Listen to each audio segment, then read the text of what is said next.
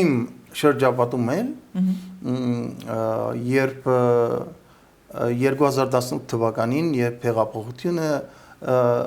եղավ եւ շատ իմ շրջապատում հատկապես արվեստի եւ մշակույթի ներկայացուցիչներ փառաբանում էին եւ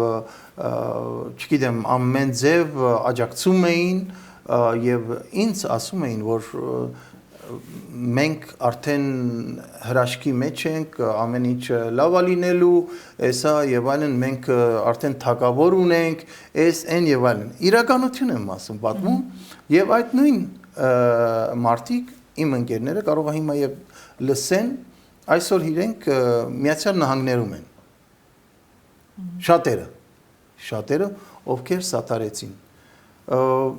ես մի բան գիտեմ մենք պետք է մտածենք որ հայը միայն ծնունդով չէ հայը պատկանելությամբ է այսինքն եթե հայ արգանդից ես ծնվել դերքի չէ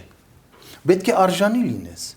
քո ամբողջ կյանքում պետք է քո ծառայությունը մատուցես քո ազգին